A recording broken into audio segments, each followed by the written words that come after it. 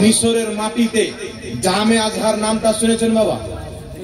এই জোরে বলেন পিছেকার ভাই শুনেছেন? জামে আজহার মিশর আজ থেকে কম বেশি 1200 বছর পূর্বে ওই মাদ্রাসাটা তৈরি হয়েছে। এই জামে আজহার মিশরের আকীদা কি আপনারা জানেন? সুন্নি আহলে সুন্নাত ওয়াল জামাতের যে আকীদা, জামে আজহার মিশর মাদ্রাসারও সেই আকীদা। সুবহানাল্লাহ বলেন। তো 1200 বছর পূর্বে আমাদের মাদ্রাসা আছে। আর সবচাইতে কামাল কথা হচ্ছে, সবচাইতে গভীর কথা হচ্ছে, নবী মুস্তাফা রওজার উপরে যে সবুজ গম্বুজ দেখার জন্য ইমানদার লালায়িত, নবী পাকের রওজার উপরে ওই সবুজ গম্বুজ তৈরি করনে वाला আহলে সুন্নাত ওয়াল জামাত সুন্নি মুসলমান ছিলেন। সুবহানাল্লাহ সুবহানাল্লাহ। এজন্য আমরা নতুন দল নয়, আর আমরা চ্যালেঞ্জ করে বলতে চাই, সুন্নি জামাত ইংরেজদের একটা টাকা খেয়েছে কোন মাইলাল প্রমাণ করে দেখ, তাকে 10 লক্ষ টাকা পুরস্কার দেওয়া।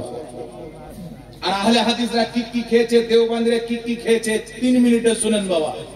আহলে হাদিসদের কিতাবটির নাম হচ্ছে হায়াত ও বাদাল মামাত। এই কিতাবের মধ্যে আহলে হাদিসদের ইমামরা লিখেছে যে আমরা ইংরেজদের দালালি করতাম, ইংরেজদের গোলামি করতাম, ইংরেজদের টাকা খেতাম। আহলে হাদিসদের কিতাব ইসমাইল দেহলভি এক রোজার মধ্যে লিখেছে যে ইংরেজদের সাথে জিহাদ করা হারাম, বরং মুসলমানের প্রতি জরুরি। কেউ যদি ইংরেজদের সাথে জিহাদ করে তো মুসলমান যেন ইংরেজদের পক্ষে হয়ে তাদের সাথে জিহাদ করে। তাহলে যে ব্যক্তির ফতোয়া হলো ইংরেজদের সাথে জিহাদ করা হারাম, এরা যদি ইংরেজদের দালাল না হয় তো ইংরেজদের দালাল কে হবে? কথা বলেন। দেওবন্দিদের কিতাব মাকালেমাতুস সাদরানের মধ্যে লেখা আছে দেওবন্দ মাদ্রাসার শিক্ষক আশরাফ আলী থানভীকে মাসে ইংরেজদের পক্ষ থেকে 600 টাকা করে বেতন দেওয়া হতো, যাতে ভুলভাল কিতাব লিখে আল্লাহ নবীর গুস্তাখি করে মুসলমানের মধ্যে ফিরকা তৈরি করে। তবে আমি প্রমাণ করছি, দিলকে হাজির করে কথাগুলি শুনেন বিরাদর ইসলাম। আহলে হাদিস বিদাতি জামাত, দেওবন্দি বিদাতি জামাত, তবলিগি জামাত হচ্ছে বিদাতি জামাত। বিদাতি কাকে বলে? ইমাম ইবনে হাজার আসকালানী বুখারী শরীফের শারা ফাতহুল বারির মধ্যে লিখছেন, আহলে সুন্নাত ওয়াল জামাত সুন্নি জামাতকে বাদ দিয়ে যত লোক কেটে কেটে দল বানিয়েছে, যত ফিরকা বেরিয়েছে সুন্নি জামাত বাদে, এই সমস্ত ফিরকা হচ্ছে বিদাতি ফিরকা, আর এইগুলো বিদাতি জাহান্নামে যাবে। দেওবন্দি বিদাতি, আহলে হাদিস বিদাতি। আমি আপনাদেরকে দলিল দিয়ে দিচ্ছি বাবা। আহলে হাদিসের ইমাম ইসমাইল দেহলভি এক রোজা কিতাবের মধ্যে লিখেছে, কিতাবটি আমার কাছে আছে আলহামদুলিল্লাহ। আহলে হাদিসের ইমাম সানাউল্লাহ আমৃতসরি শামিয়ে তাওহীদ কিতাবের মধ্যে লিখেছে। আহলে হাদিসের পত্রিকা আখবারে আহলে হাদিসের মধ্যে লেখা আছে, কি লেখা আছে? আল্লাহ তাআলা ঝুট বল सकता है, আল্লাহ তাআলা মিথ্যা বলতে পারে। আর একই কথা দেওবন্দীদের দুটি কিতাবে লেখা আছে। একটি কিতাব হচ্ছে ফাতাওয়া রশিদিয়া, রশিদ আহমদ গাঙ্গুহি তবলিগি জামাতের প্রতিষ্ঠাতার পীঠ, এই ফাতাওয়া রশিদিয়ার মধ্যে লিখেছে আল্লাহ ঝুট বল सकता है। আর তারপরে দেওবন্দীদের ইমাম যার নাম হচ্ছে খলিল আহমদ আম্বেঠি বারাহিনে কাতিয়ার মধ্যে লিখেছে আল্লাহ তাআলা ঝুট বল सकता है। এই পৃথিবীর মুসলমান, আমি সারা পৃথিবীর আহলে হাদিস দেওবন্দীকে চ্যালেঞ্জ করতে চাই, এই যে নতুন আকীদা আল্লাহ ঝুট বল सकता है, পূর্বের একজন ইমামের কিতাব থেকে দেখিয়ে দাও, আমি তোমাদের গোলামি করতে প্রস্তুত আছি। আল্লাহ ঝুট বল सकता है 200 বছর পূর্বে কওরির আকীদা নয়, 300 বছর পূর্বে কওরির আকীদা নয়, 500 বছর পূর্বের আকীদা নয়, 1000 বছর পূর্বের আকীদা নয়, 1400 বছর পূর্বের আকীদা নয়। আল্লাহ মিথ্যা বলতে পারে। আহলে হাদিস এবং দেওবন্দীদেরকে এই আকীদা ইংরেজরা দিয়েছে, ইহুদি খ্রিস্টানরা দিয়েছে। আর যদি তারা বলে না ইহুদি খ্রিস্টানদের দেওয়া নয়, তো ইসলামের কোন কিতাবে লেখা আছে দেখাও। কিয়ামত পর্যন্ত দেখাতে পারবে না। এই জন্য আপনাদেরকে বলতে চাই বাবা, এই একটি নতুন আকীদা তৈরি করলো, তারপর চলে আসে 1450 বছর নবী মুস্তাফা থেকে কোরআনের দেওয়া আকীদা, হাদিসের দেওয়া আকীদা হচ্ছে মিথ্যা আল্লাহর কুদরতের অন্তর্ভুক্ত নয়। মিথ্যা বলা পাপ, মিথ্যা হচ্ছে নাপাক জিনিস, মিথ্যা হচ্ছে আইব, মিথ্যা হচ্ছে নিকৃষ্ট ব্যক্তির অভ্যাস। আর নিকৃষ্ট ব্যক্তির অভ্যাস আইব ত্রুটি আল্লাহর কুদরতে থাকতে পারে না। এই জন্য ইমাম তাহাবী রাহমাতুল্লাহ আলাইহি আজ থেকে কম বেশি 1250-1300 বছর পূর্বে আকিদাতুত তাহাবির মধ্যে লিখেছেন, কেউ যদি বলে আল্লাহ মিথ্যা বলতে পারে, সেই ব্যক্তি কাফির হবে, মুসলমান থাকতে পারে না। ইমাম ফখরুদ্দিন রাজি তাফসিরে কবিরের মধ্যে লিখেছে, কেউ যদি বলে মিথ্যা আল্লাহর কুদরতের অন্তর্ভুক্ত, সেই ব্যক্তি কাফির হয়ে যাবে, মুসলমান থাকতে পারে না। কিন্তু দেওবন্দি আহলে হাদিস, তাবলীগী জামাত, এই তিন গ্রুপের আকীদা হচ্ছে খোদা মিথ্যা বলতে পারে। তারা আপনারাই বলেন এই আকীদা সুন্নাতি না বিদআতি? একটি কথা মনে রাখবেন, আমলের মধ্যে যদি বিদআত হয় আল্লাহ ক্ষমা করে দিবে, আর আকীদার মধ্যে যদি বিদআত হয়ে যায় চিরকাল জাহান্নামে থাকবে, যতই নামাজ পড়ে। সুন্নি মসজিদ টপকে গিয়ে ওয়াহাবি মসজিদ তো দূরে থাক, কেউ যদি কাবা ঘরে সারা জীবন নামাজ পড়ার সুযোগ পায়, তার আকীদা যদি থাকে খোদা মিথ্যা বলতে পারে, চিরস্থায়ী জাহান্নামী, জান্নাতে যেতে পারে না। কারণ ইমানদার যদি কাবার মধ্যে নামাজ পড়ে 1 লক্ষ গুণ বেশি নেকি পাবে। বাঙ্গালে পড়লেও তার নামাজ হবে, বিহারে পড়লেও তার নামাজ হবে।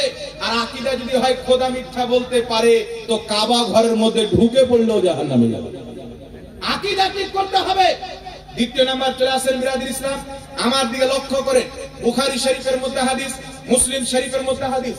বুখারী শরীফ কিতাবুল ঈমানে হাদিসটি এসেছে, রাসূল পাক আলাইহিস সালাম বলছেন, লা ইউমিনু আহাদুকুম হাত্তা আকুনা আহাব্বা ইলাইহি মিন ওয়ালিদিহি ওয়া ওয়ালাদিহি ওয়ান নাসি আজমাইন। আমার আপনার নবী মুস্তাফা বলছেন, অতক্ষণ পর্যন্ত কোন ব্যক্তি ঈমানদার হতে পারে না যতক্ষণ পর্যন্ত নিজের বাপ চাইতে বেশি, মা চাইতে বেশি, ছেলে চাইতে বেশি, মেয়ে চাইতে বেশি, ওয়ান নাসি আজমাইন, আল্লাহর পর সব চাইতে বেশি যে নবীকে না মুহাব্বত করবে, লা ইউমিনু, ঈমানদার হবে না। সুবহানাল্লাহ, সুবহানাল্লাহ। কিন্তু আহলে হাদিসদের ইমাম, দেওবন্দীদের ইমাম, তাবলীগী জামাতের ইমাম ইসমাইল দেহলভী তাকওয়াতুল ঈমানের 51 পৃষ্ঠার মধ্যে লিখছে, নবীর সম্মান বড় ভাইয়ের সমতুল্য করতে হবে, বেশি করা যাবে না। তাহলে এই যে আকীদা, নবীর সম্মান বড় ভাইয়ের মতো করতে হবে, পৃথিবীতে কোন কিতাবে আছে? কত বছর পুরাতন আকীদা। ইংরেজদের হুকুমতের পূর্বে পৃথিবীর কোন মুসলমানের এই আকীদা ছিল না। আগে চলেন পৃথিবীর মুসলমান, আমার আপনার নবী মুস্তাফা কি বলেছেন? কিতাবটির নাম মুসনাদে বাজ্জার। ইমাম বাজ্জার সহিহ সনদে হাদিস নিয়েছেন, ক্বালা রাসূলুল্লাহ সাল্লাল্লাহু আলাইহি ওয়াসাল্লাম, আল আম্বিয়া ওয়া আহইয়াউন ফি কুবুরিহিম ইউসাল্লুন। আমার আপনার নবী মুস্তাফা বলছে, প্রত্যেক নবী নিজের কবরে জিন্দা, তারা নিজের কবরে নামাজ আদায় করে। নবীগণ কবরে জিন্দা নামাজ আদায় করে। আর রাসূল পাক বলছেন, সহিহ মুসলিমের মধ্যে সহিহ হাদিস, মারারতু আলা মুসা ওয়া হুয়া ইউসাল্লি ফি কবরিহি, আমি মুসা নবীর কবরের পাশে দিয়ে গেলাম, দেখলাম মুসা আলাইহিস সালাম নিজের কবরে কায়েমুন ইউসাল্লি, দাঁড়িয়ে দাঁড়িয়ে নামাজ পড়ছেন। সুবহানাল্লাহ, সুবহানাল্লাহ। যেমন জীবিত ব্যক্তি রুকু করে, জীবিত ব্যক্তি কিয়াম করে, জীবিত ব্যক্তি কোমা করে, জীবিত ব্যক্তি কাদা করে, তেমন ভাবে মুসা আলাইহিস সালাম নিজের কবরের নামাজ পড়ছেন। ওয়াহাবিরা বলছেন নামাজ পড়ছেন দাঁড়িয়ে, তাহলে তো সহাহ শরীরে জিন্দা প্রমাণ হবে। তার জন্য লিখছে সালাতের মানে এখানে নামাজ নাই, দুয়া আছে।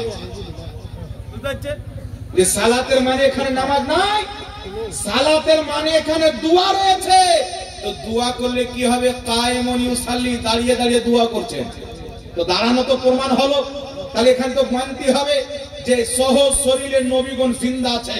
তাই ইমাম কাজী আয়াদ রাহমাতুল্লাহ আলাইহি আশ-শিফা কিতাবের মধ্যে লিখতেছেন, নবীগণ কবরে সহ শরীরে জিন্দা, তাদের মওত কিছু সময়ের জন্য আসে, তাদের আত্মা আবার দেহের মধ্যে ফিরিয়ে দেওয়া হয়।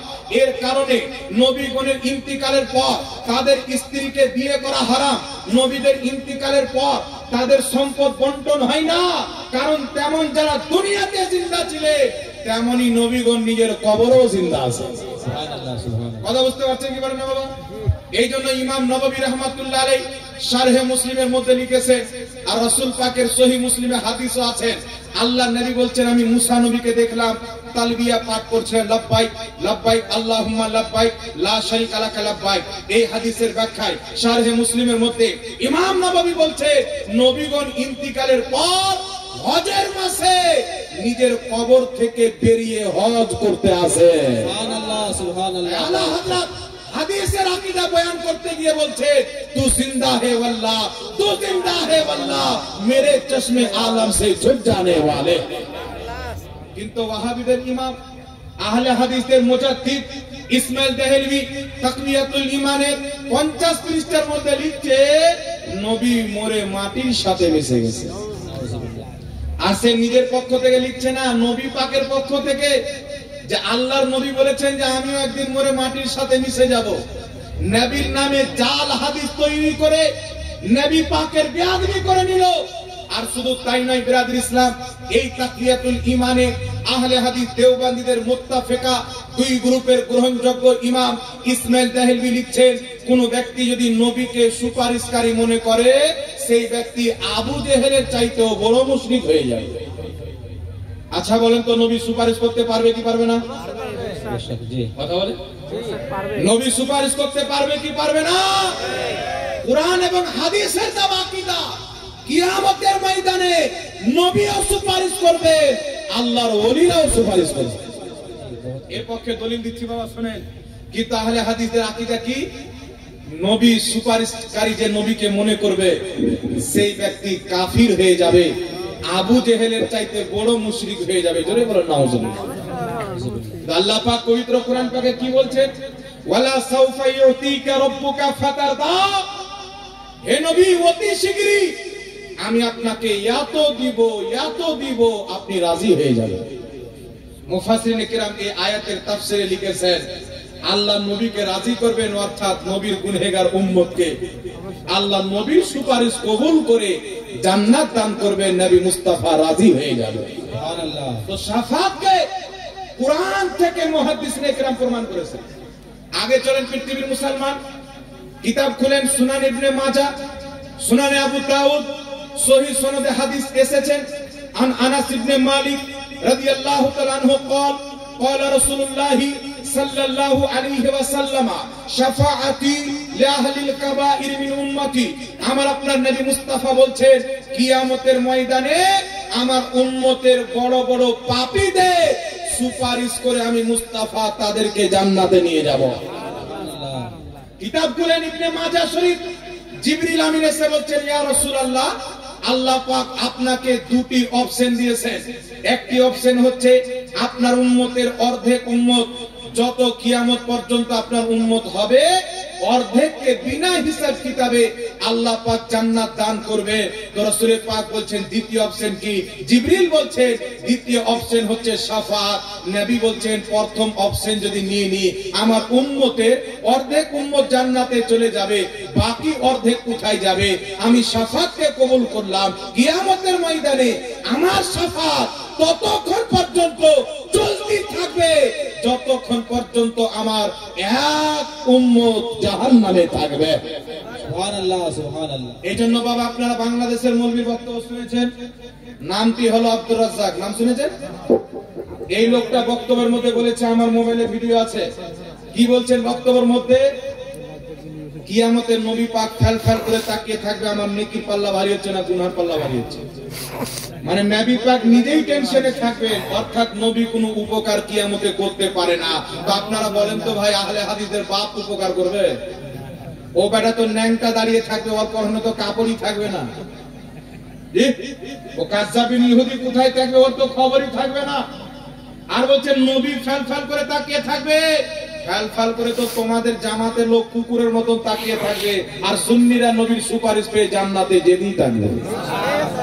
আমরা জান্নাতে নবীর সুপারিশে যেতে থাকবো, কুকুরের মতন ফেল করে তোমরা তাকাইতে থাকবে, কারণ তোমাদের আকীদা নবী সুপারিশ করতে পারে না, তোমরা নবীর সুপারিশ পাবে না।